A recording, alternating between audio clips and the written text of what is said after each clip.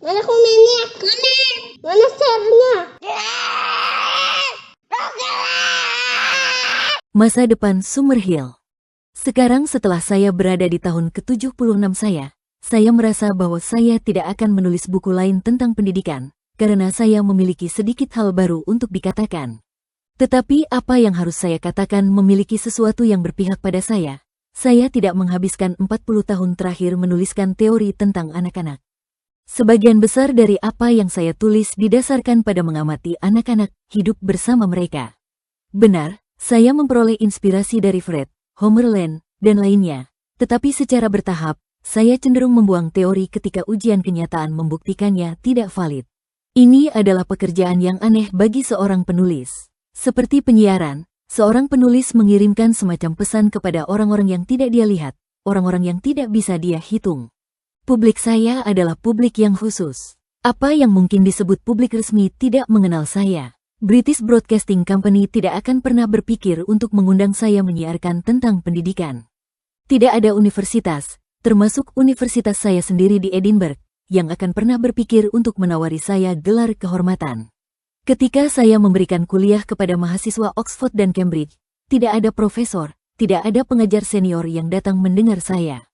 Saya pikir saya agak bangga dengan fakta-fakta ini, merasa bahwa diakui oleh para pejabat akan menunjukkan bahwa saya sudah ketinggalan zaman.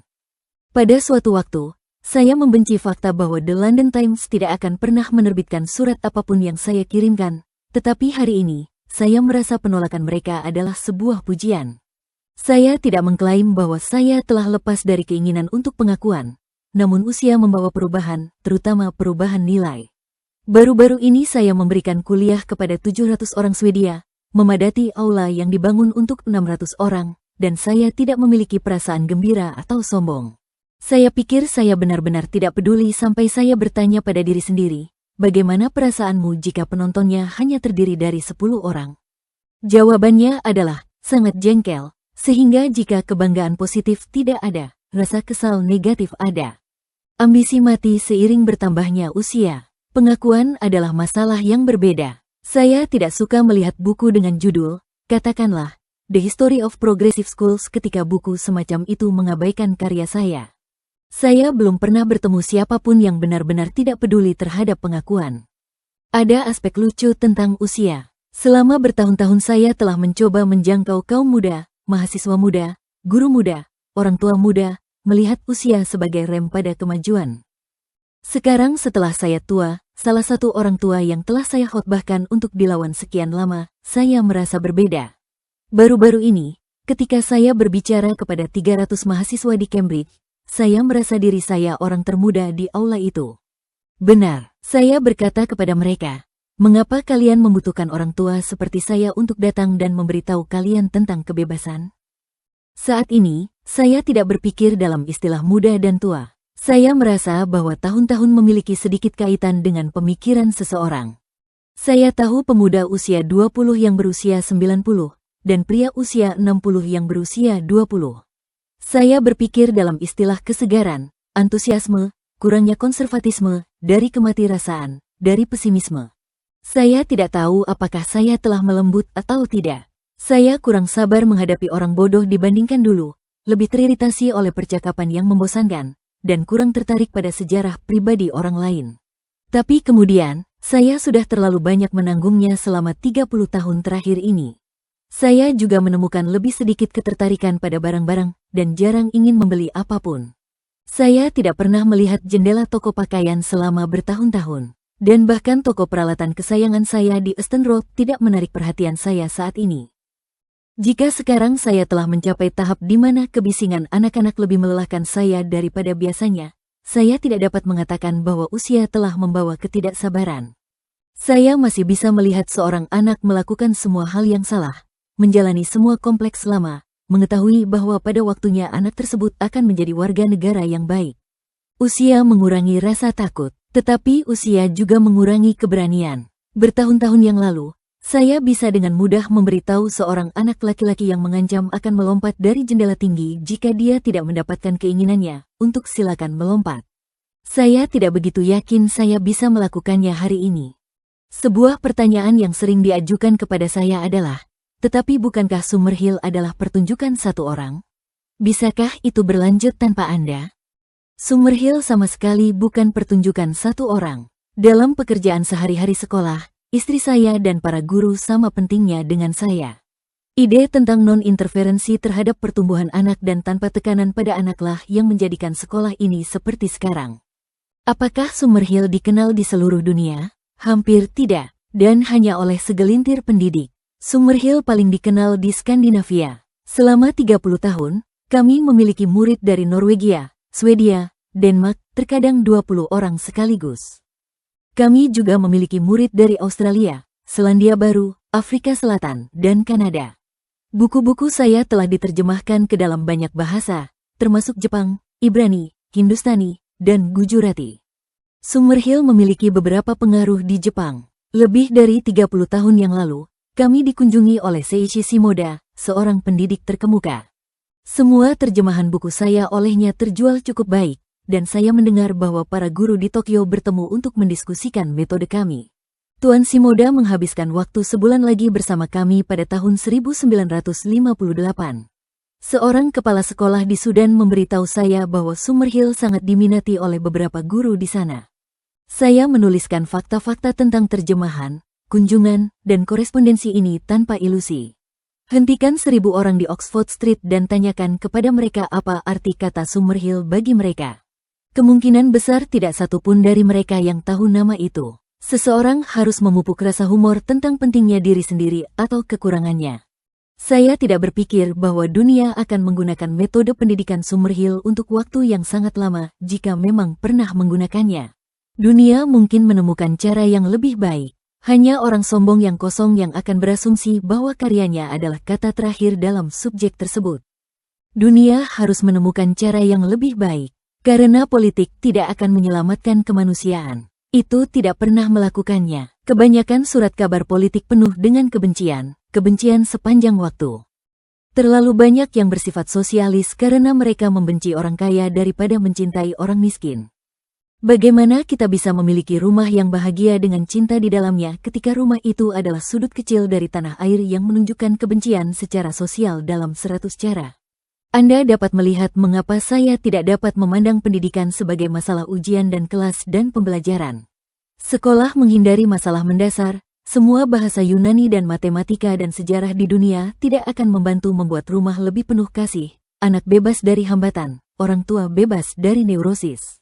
Masa depan Summerhill itu sendiri mungkin tidak terlalu penting, tetapi masa depan ide Summerhill adalah yang paling penting bagi kemanusiaan. Generasi baru harus diberi kesempatan untuk tumbuh dalam kebebasan. Pemberian kebebasan adalah pemberian cinta, dan hanya cinta yang dapat menyelamatkan dunia. Bagian 2. Pengasuhan anak. Anak yang tidak bebas. Anak yang dibentuk, dikondisikan, didisiplinkan, ditekan, anak yang tidak bebas, yang namanya adalah legiun, tinggal di setiap sudut dunia. Dia tinggal di kota kita tepat di seberang jalan. Dia duduk di meja yang membosankan di sekolah yang membosankan, dan kemudian, dia duduk di meja yang lebih membosankan di kantor atau di bangku pabrik. Dia patuh, cenderung menaati otoritas, takut akan kritik, dan hampir fanatik dalam keinginannya untuk menjadi normal, konvensional, dan benar. Dia menerima apa yang telah diajarkan kepadanya hampir tanpa pertanyaan, dan dia mewariskan semua kompleks serta ketakutan dan frustrasinya kepada anak-anaknya. Para psikolog berpendapat bahwa sebagian besar kerusakan psikis pada anak dilakukan dalam 5 tahun pertama kehidupan. Mungkin lebih mendekati kebenaran untuk mengatakan bahwa dalam 5 bulan pertama, atau dalam 5 minggu pertama atau, bahkan mungkin dalam 5 menit pertama, kerusakan dapat dilakukan pada seorang anak yang akan bertahan seumur hidup. Ketidakbebasan dimulai sejak lahir, bahkan, itu dimulai jauh sebelum kelahiran. Jika seorang wanita yang tertekan dengan tubuh yang kaku melahirkan seorang anak, siapa yang bisa mengatakan apa efek kekakuan ibu tersebut pada bayi yang baru lahir? Mungkin tidak berlebihan untuk mengatakan bahwa semua anak dalam peradaban kita lahir dalam suasana yang tidak menyetujui kehidupan. Para penganut jadwal pemberian makan pada dasarnya anti kesenangan. Mereka ingin anak didisiplinkan dalam menyusu karena pemberian makan tanpa jadwal menyiratkan kesenangan orgastik pada payudara. Argumen nutrisi biasanya merupakan rasionalisasi, motif mendalamnya adalah untuk membentuk anak menjadi makhluk disiplin yang akan menempatkan kewajiban di atas kesenangan. Mari kita pertimbangkan kehidupan seorang anak laki-laki sekolah tata bahasa rata-rata, John Smith. Orang tuanya pergi ke gereja sesekali, tetapi tidak pernah tetap bersikeras agar John pergi ke sekolah minggu setiap minggu. Orang tuanya telah menikah dengan sangat tepat karena daya tarik seks yang timbal balik. Mereka harus menikah, karena di lingkungan mereka seseorang tidak bisa hidup bersama secara seksual kecuali dia terhormat, yaitu menikah. Seperti yang sering terjadi, daya tarik seks saja tidak cukup, dan perbedaan temperamen membuat rumah menjadi tempat yang tegang, dengan sesekali argumen bersuara keras di antara orang tua. Ada banyak momen lembut juga, tetapi John kecil menganggapnya biasa saja. Sedangkan pertengkaran keras antara orang tuanya memukul ulu hatinya, dan dia menjadi ketakutan dan menangis serta dipukul karena menangis untuk hal sepele. Sejak awal, dia telah dikondisikan. Pemberian makan yang dijadwalkan memberinya banyak rasa frustrasi. Ketika dia lapar, jam menunjukkan waktu makannya masih 1 jam lagi. Dia dibungkus dengan terlalu banyak pakaian, dan dibungkus terlalu ketat. Dia mendapati bahwa dia tidak bisa menendang sebebas yang dia inginkan.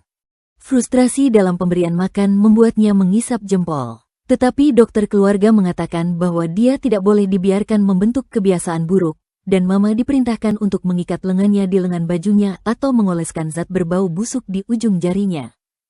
Fungsi alaminya dibiarkan saja selama masa popok.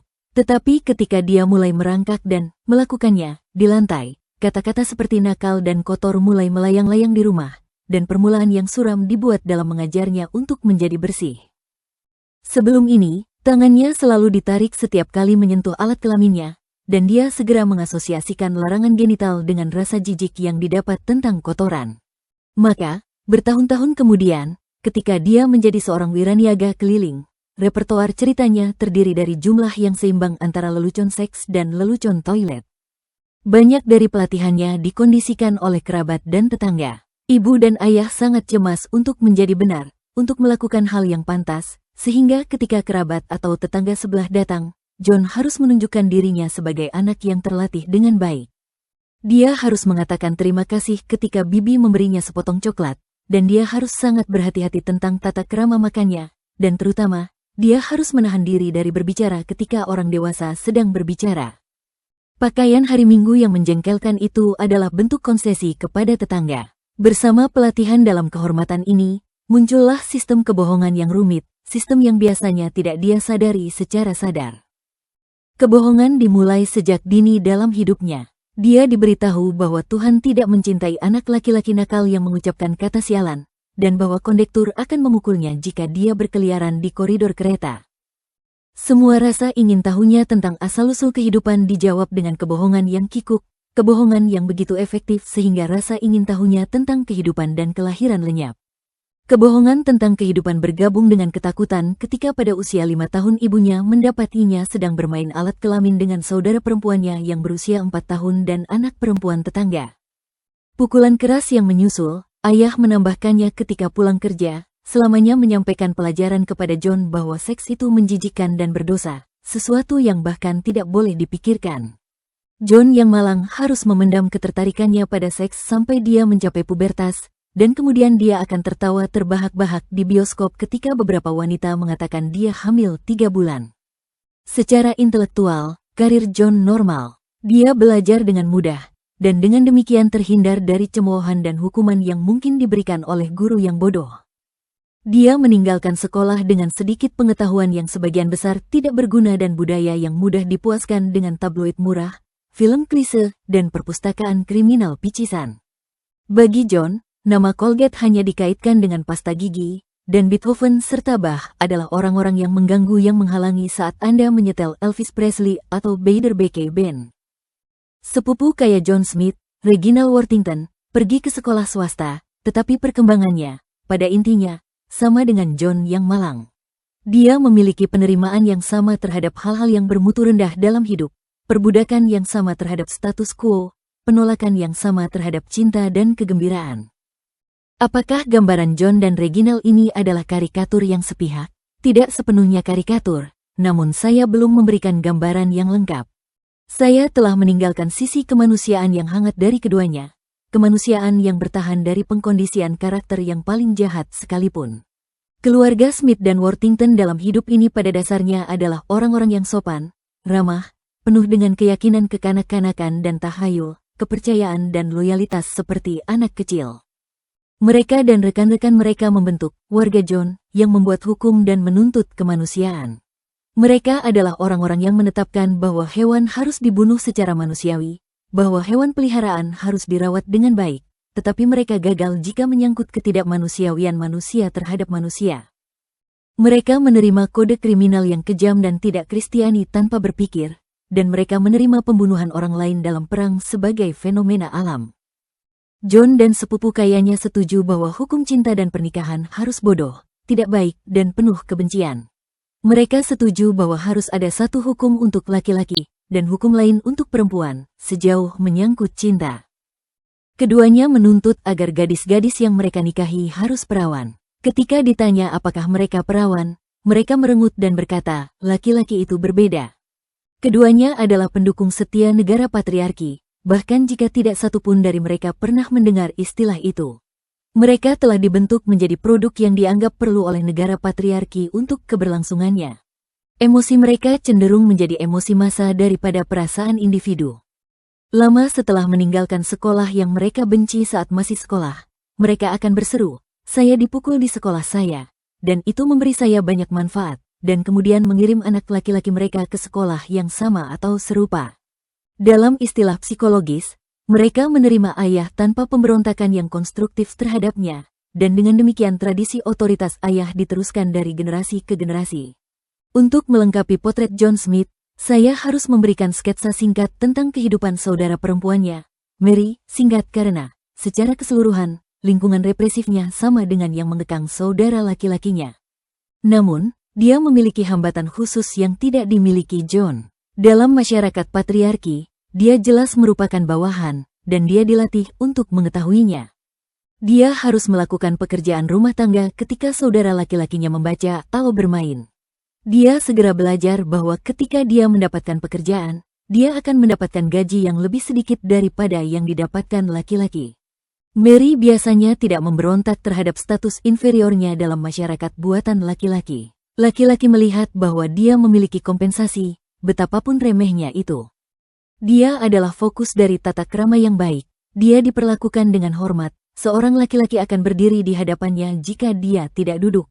Seorang laki-laki akan memintanya jika dia bersedia menikahinya dengan anggun. Mary secara halus diajarkan bahwa salah satu fungsi utamanya adalah untuk terlihat secantik mungkin. Hasilnya adalah jutaan lebih banyak dihabiskan untuk pakaian dan kosmetik daripada yang dihabiskan untuk buku dan sekolah. Dalam ranah seks, Mary sama bodohnya dan sama tertekannya dengan saudara laki-lakinya. Dalam masyarakat patriarki, kaum laki-laki telah menetapkan bahwa perempuan mereka harus suci, perawan, tidak berdosa. Bukan kesalahan Mary bahwa dia tumbuh dalam keyakinan tulus bahwa perempuan memiliki pikiran yang lebih suci daripada laki-laki. Dengan cara yang hampir mistis, kaum laki-lakinya telah membuatnya berpikir dan merasa bahwa fungsinya dalam hidup hanyalah reproduksi, dan bahwa kenikmatan seksual adalah wilayah laki-laki. Nenek Mary, dan mungkin juga ibunya, tidak seharusnya berhubungan seks sampai laki-laki yang tepat datang dan membangunkan putri tidur itu. Mary telah lepas dari fase itu, tetapi tidak sejauh yang ingin kita percayai. Kehidupan cintanya diatur oleh ketakutan akan kehamilan, karena dia menyadari bahwa anak di luar nikah kemungkinan besar akan merusak kesempatannya untuk mendapatkan laki-laki.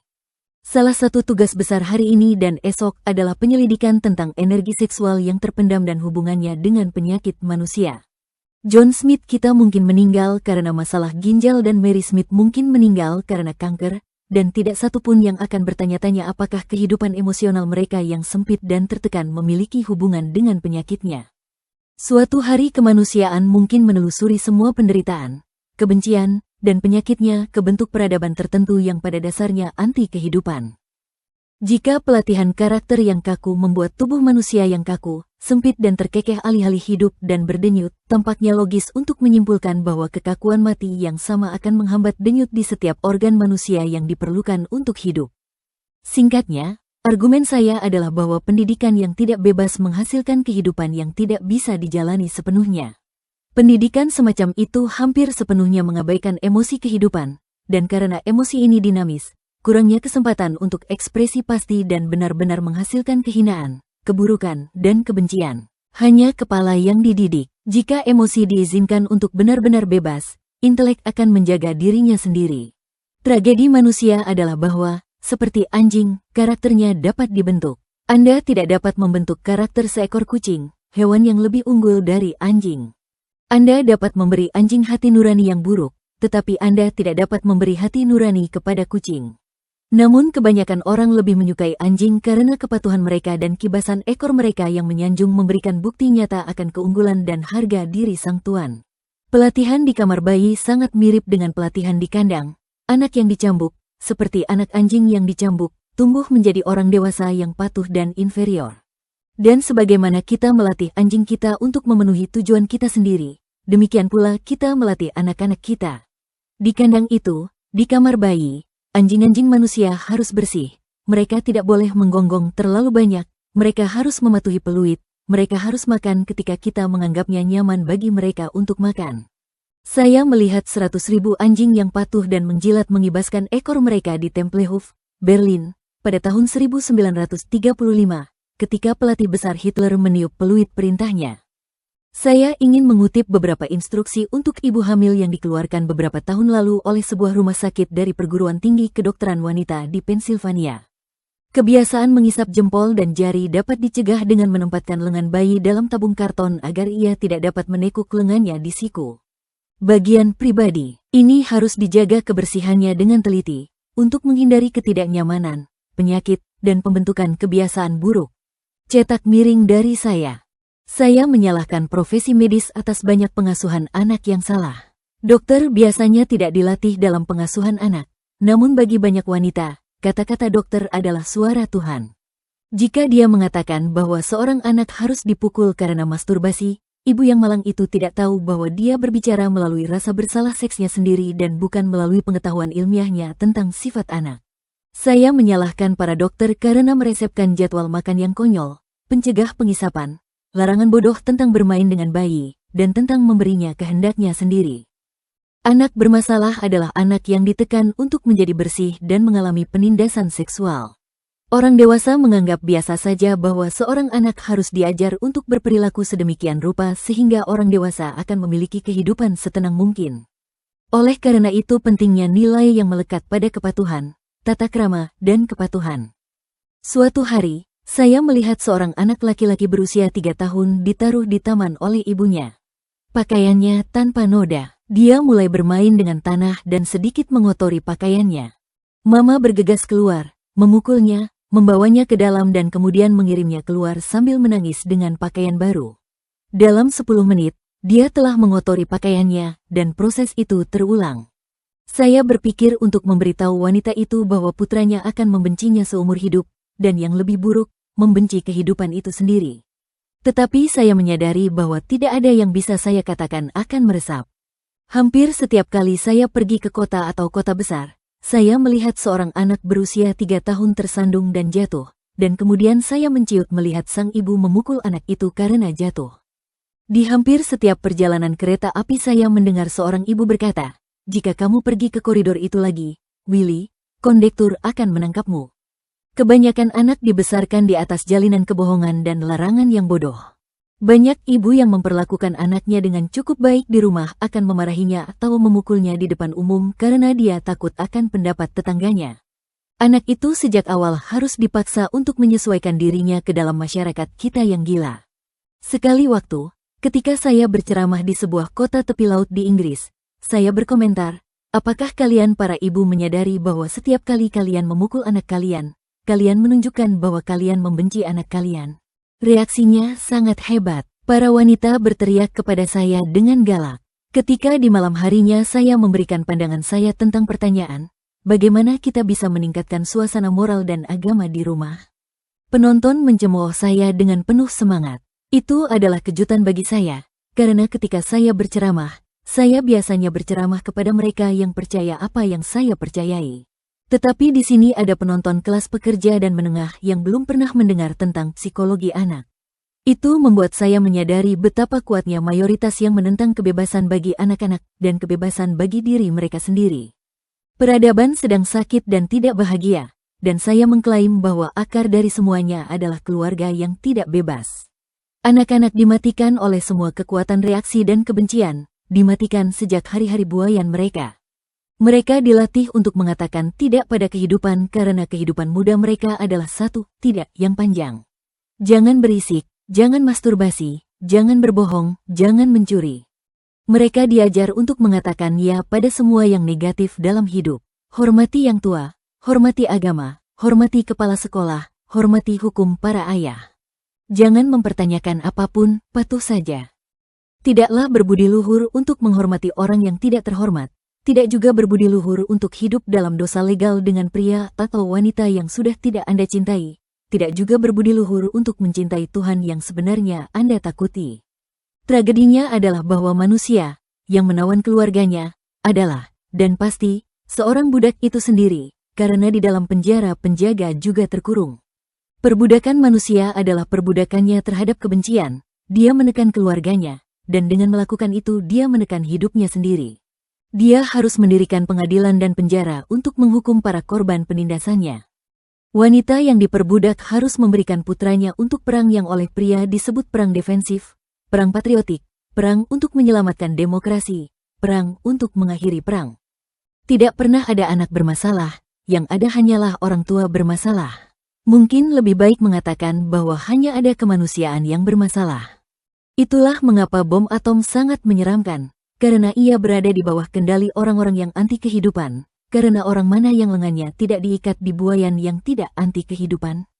Ada sejumlah besar persahabatan dan cinta dalam kemanusiaan, dan merupakan keyakinan kuat saya bahwa generasi baru yang belum dirusak di masa bayi akan hidup damai satu sama lain, yaitu, jika pembenci hari ini tidak menghancurkan dunia sebelum generasi baru ini memiliki waktu untuk mengambil kendali. Pertarungan ini tidak seimbang, karena para pembenci mengendalikan pendidikan, agama, hukum, tentara, dan penjara yang keji. Hanya segelintir pendidik yang berjuang untuk membiarkan kebaikan pada semua anak tumbuh dalam kebebasan. Sebagian besar anak-anak dibentuk oleh pendukung anti kehidupan dengan sistem hukuman mereka yang penuh kebencian. Gadis-gadis di beberapa biara masih harus menutupi diri mereka saat mandi, jangan sampai mereka melihat tubuh mereka sendiri. Anak laki-laki masih diberitahu oleh orang tua dan guru bahwa masturbasi adalah dosa yang menyebabkan kegilaan dan segala macam konsekuensi yang menakutkan. Baru-baru ini, saya melihat seorang wanita memukul bayi berusia sekitar 10 bulan karena menangis saat haus. Ini adalah perlombaan antara orang-orang yang percaya pada kemandekan dan orang-orang yang percaya pada kehidupan. Dan tidak ada orang yang berani tetap netral, itu akan berarti kematian. Kita harus berada di satu sisi atau sisi lainnya. Sisi kematian memberi kita anak bermasalah, sisi kehidupan akan memberi kita anak yang sehat. Lanjut part 8.